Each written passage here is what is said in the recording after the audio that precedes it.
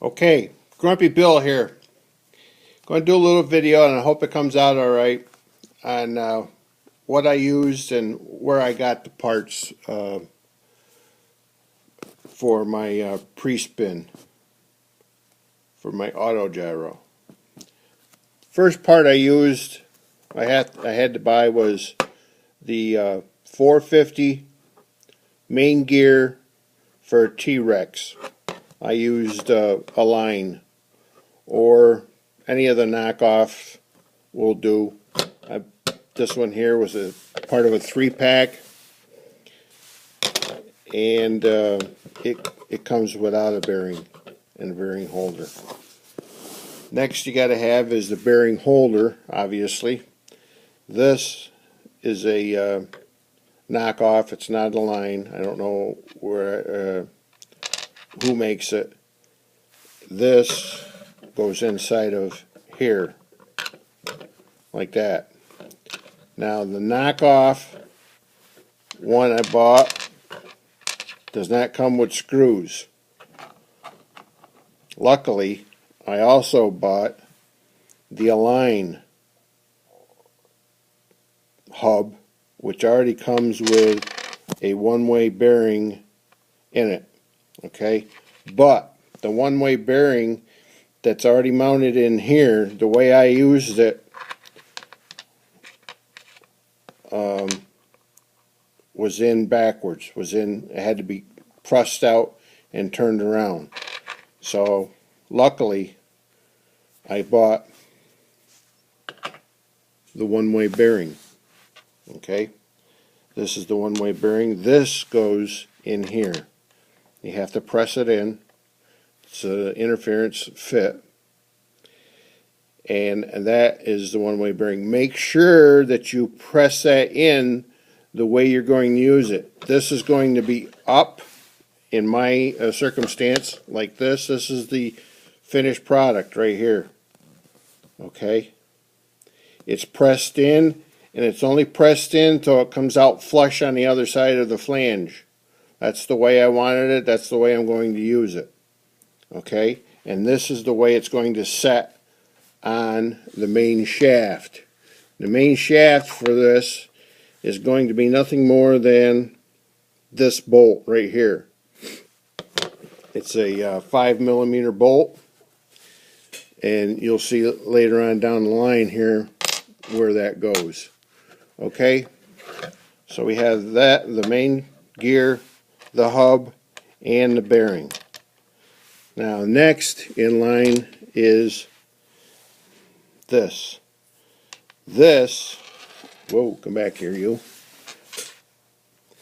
That is the main bushing that rides inside this one-way bearing. It goes inside the bearing like this. Okay? It'll spin one way and it'll lock the other. It'll spin one way like this and it locks the other. You have to make sure, like I said, you want to make sure that this is the right way so this functions properly. This is freewheeling like this, and I think that would be the way you press it in. If I turned it over, it's freewheeling this way and a hard lock this way. So you want it this way. Freewheeling this way, counterclockwise, the way our blades work for an auto gyro, and locks up clockwise. Okay? That goes in there like that. The next part that I used is right here. I found these in the hardware store. They're a 1/4 inch ID by 3/8 inch OD oil light brass bushing. And this being metric, it's going to be a little sloppy. but not bad. It goes in there like that. And I soldered mine in. You can solder it in, you can epoxy it in, you can use JB Weld, you know, whatever method you want. After you do that, epoxy, JB Weld, or solder, just run a drill down inside here, because this hole here on the other side is going to ooze out whatever you're using.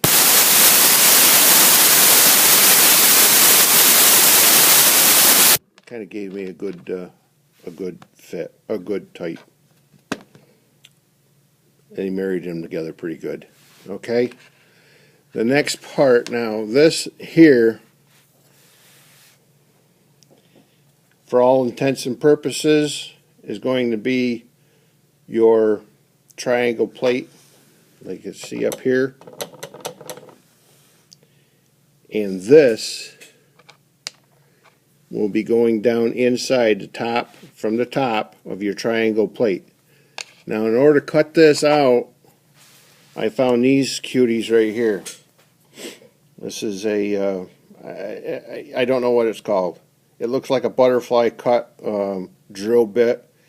It does not wobble, waver. It makes a nice clean cut, as you can see here. I used a 3/8 one. It was a little bit tight, so you may have to use your jeweler's file, rounded on one side, to make a nice fit.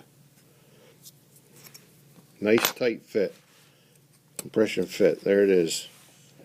Like that. Okay? And then this goes all the way in. The next part of this, as you can see up here on this one, that's the completed one, is this washer, nylon washer. It's got a 3/8 OD, and I have no clue what it is on the outside. I just saw it and said I had to have it. And that will go on the bottom like this. This is a little tight, so I'm not going to push it. And you want to glue this, epoxy, this one to the brass. Okay? Push it on home, and it'll come out looking like this here. And what I did was I drilled 3 screws and put 3 screws in, drilled it through the plate, and screwed that onto. So this is your one complete plate. Your blades will hook on here, here, here. You know that. You know how that goes. I'm not going to explain that. So, and nothing, all this is solid. Nothing spins. Okay? And we go from here, slide over to the plate that you're going to use as a base. Now that's it's entirely up to you what you use. I used Garolite G10 1/4 inch thick, but I don't have any more. So this is just for instructional purposes. I used a 11/64 drill bit, twist drill bit, 11/64. Drill a hole in the base plate, and this is your 5mm bolt. And if you start it really easy, nicely, like that, and then continue on with a wrench, it'll make a nice tight interference. It'll cut threads right into that Garolite, and it'll make it a nice tight shaft that's not going to wobble. And then when you get it down to the end here, what I did was mix up some JB Weld, put on there and screwed it on home to my plate. And then that gives me the shaft that everything is going to ride on. Of course, it'll be sticking out on this side here, and your nut will be on this side over here. Okay? Alright. So much for that. Next thing you're going to need in this project is a motor that will receive the pinion that's going to fit this. I bought slant, doesn't have to be slant thread. The only reason I bought slant thread is because I read in one of the articles that it's quieter. That's it. That's the only reason. The straight would have been fine. Would have done the trick. But make sure you buy the one that fits the main gear. Alright? Next you have to buy the motor. This I got from Heads Up RC. This motor here has a 3.17 shaft and fits the pinion perfectly. And don't forget, it comes with a grub screw. You can tighten the grub screw down and you're good to go. The next is your mounting. You mount it whichever way you see fit. I use this. I drill a hole big enough, just big enough to receive the shaft of the motor. Put this plate on, screwed it all the way around, all 4 bolts on this end here, not on this end, on this end here. And then drilled it 1 hole here.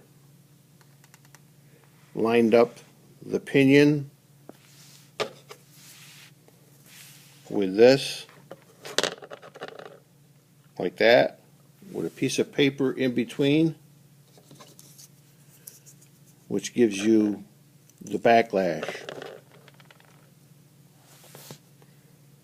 Okay, and then wiggle around, get a nice tight fit, and then mark and drill your opposite side here, so this kind of swings in and out of your the hole.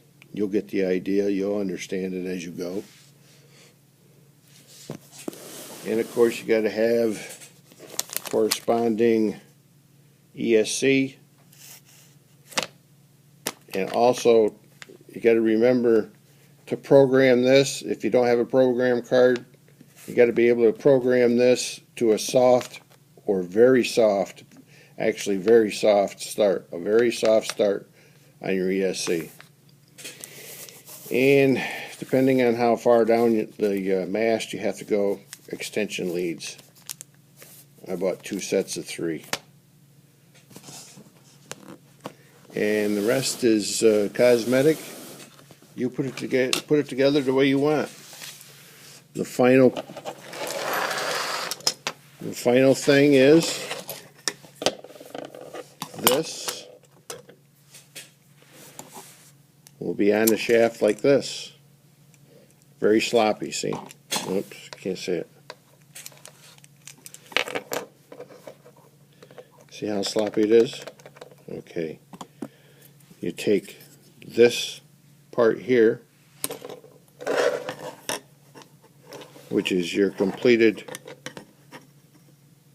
piece here, all married together, so it's all one piece. Slips down nice and snug over the shaft, fits inside the bearing of the gear.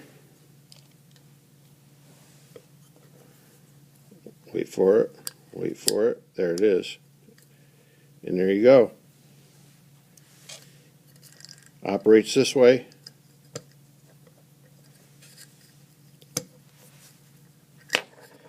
Freewheels this way. Locks up this way. Freewheels this way. Locks up this way. And then the very last thing